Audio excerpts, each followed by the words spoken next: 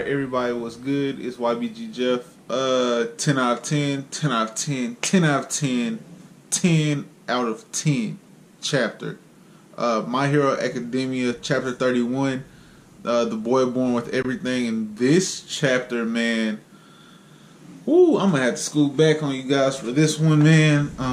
For a minute. So let's talk about the implications. I just made up a word, boy. That's so southern.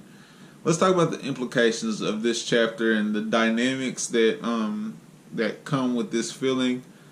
And there's a lot of real world tied into this.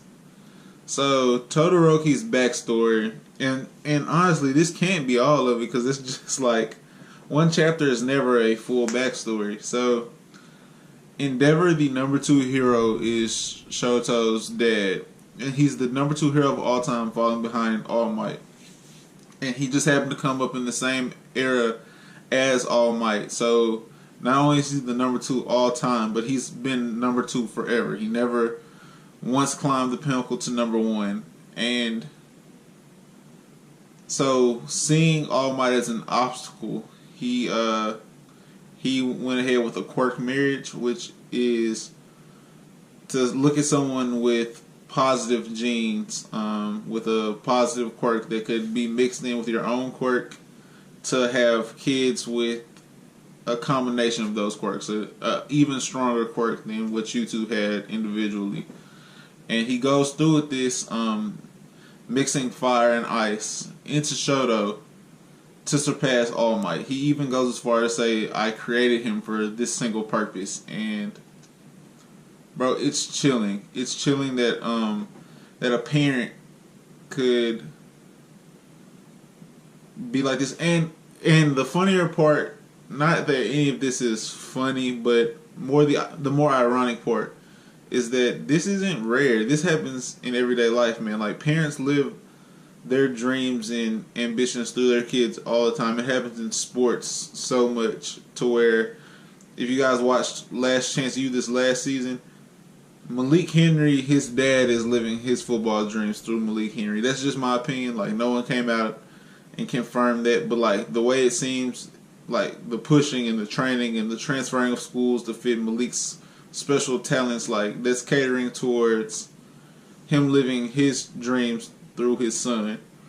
And Endeavor is doing that, and it's okayed because of his status, because he's the number 2 hero, and that's Endeavor's son, and he got special recommendation. And no one even understands like what Shoto's went through, where his mom like was disgusted at the creation that she was forced to be a part of. Is what I'm pretty sure they made a deal, like he paid for her to get married to him. So what she was forced to bring into this world, even though it was her child, like she was disgusted by half of them, the half that wasn't her. And looking at it, his left side, she threw boiling water onto the left side of his face, which is why he has the Prinzuku scar. Which is another powerful reference. Like, if you know who gave Prinzuku that scar, it was his dad, for shaming him. Like, all of this is just crazy to me, man. And even going forward with it, like as he's telling Deku, he's telling Izuku like what's going on, and he pops it off by accusing him of being his illegitimate child because of the interest All Might takes in him, and how All Might not so much as raising him, but like his teaching method is very nurturing. It's very positive and upbeat, and I feel like Shoto asked him that to see like what it's like on the other side, like to have a dad that's,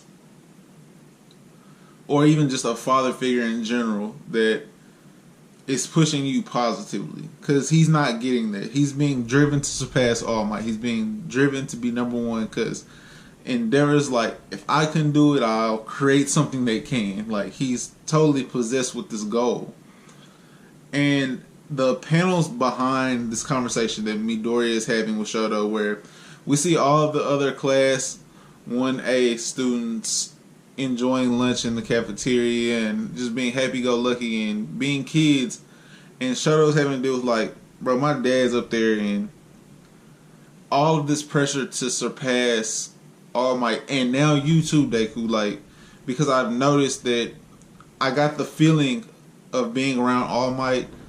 I got a small dosage of that from you, so you've now become that much more for me to have to surpass, and I'll surpass you in my own way, just to prove to my old man, like, everything you did was wrong. So he's playing by a completely different set of rules than anyone, because he's not just going to be the number one hero. He's going to be the number one hero in a way that shows he's nothing like the person that pushed him to become a hero in general. Stunning. And Horikoshi, man, I say it a lot, bro, but that's deep writing.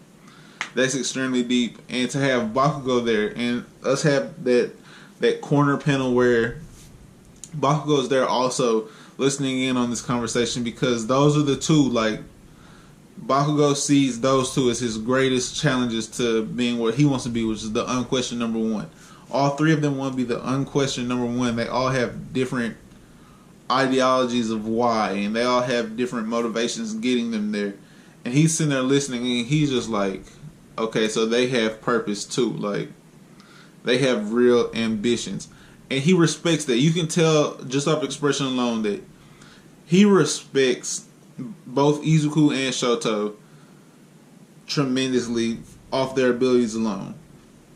And the fact that after he made the declaration at the beginning of this arc that he would be the unquestioned number one at the end of the sports festival, that they won the first two events.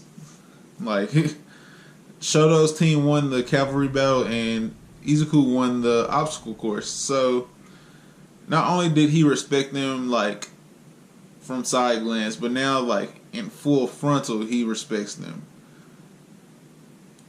Simultaneous to this conversation, though, we have Endeavor talking to All Might, and you see the clash of personalities for the top two heroes. Two people that, like, them talking should cause a stir. Like, the fact that they have to duck off in a hallway to talk, because them being around each other causes a stir. Like, these are the top two heroes in the world, and their complete difference of personality. And Sue brings it up headed to USJ, where, like, personality is a defining trait of your hero status. Like, your ranking as a hero isn't just your combat ability, but it's also your ability to save people, and, like, people liking you is also a part of it.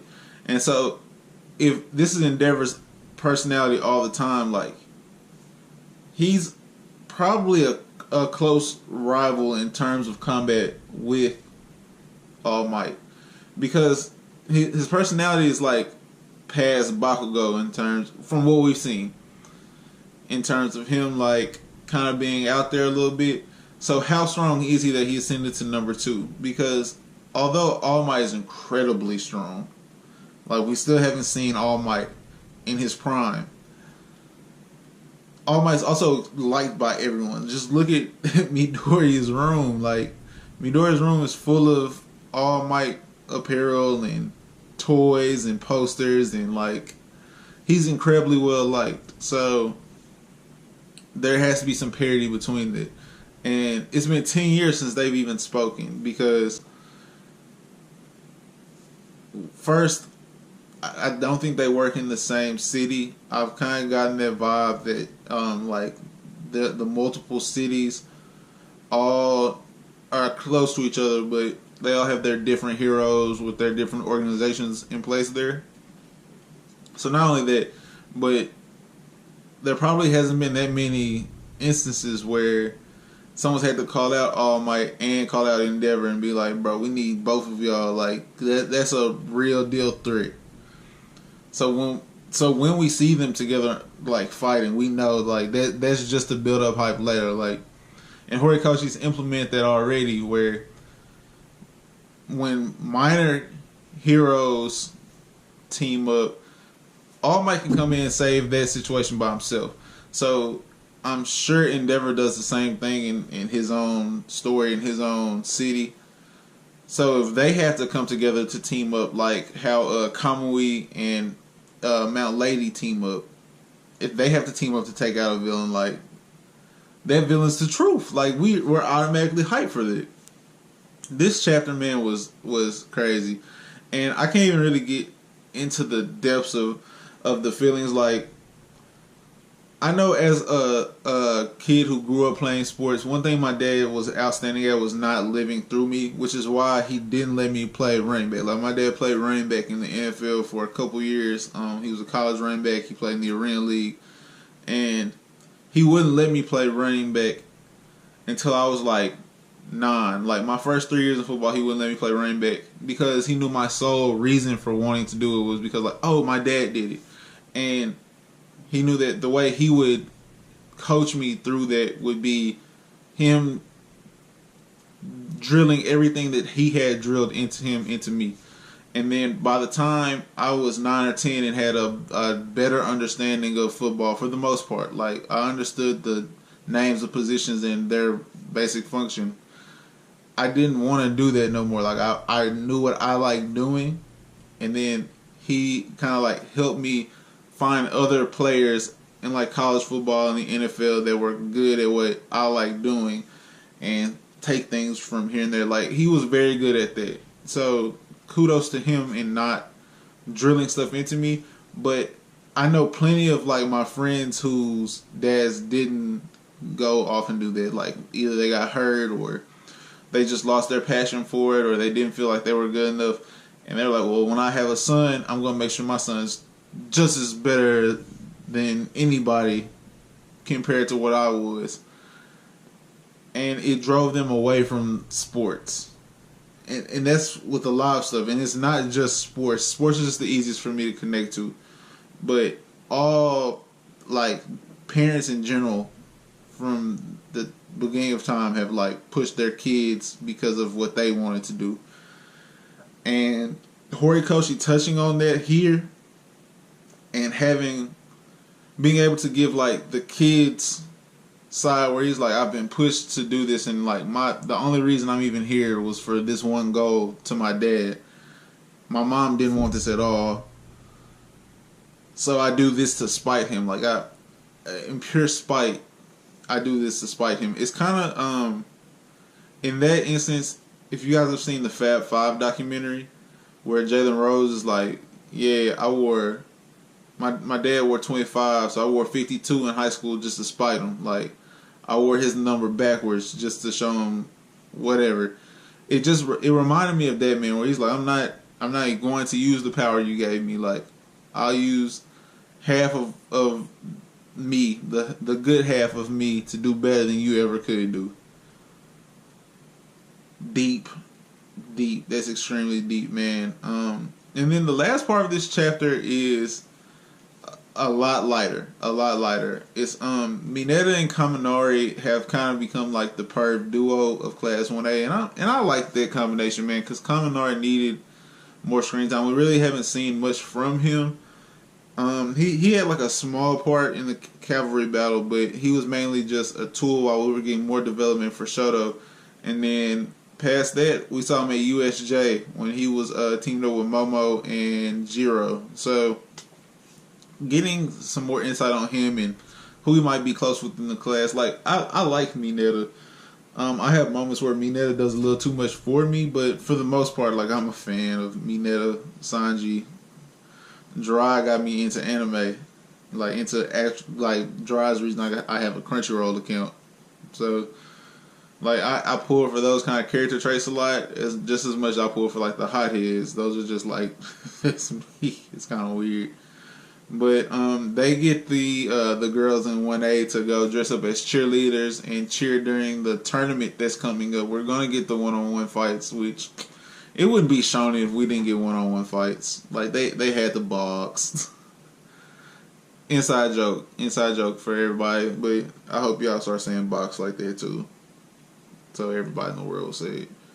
But that's probably going to be it for me, guys. 10 out of 10 for the pure fact that, like, bro, this was deep. Shoto is like a character I'm starting to pull for now, like, probably more than Midoriya.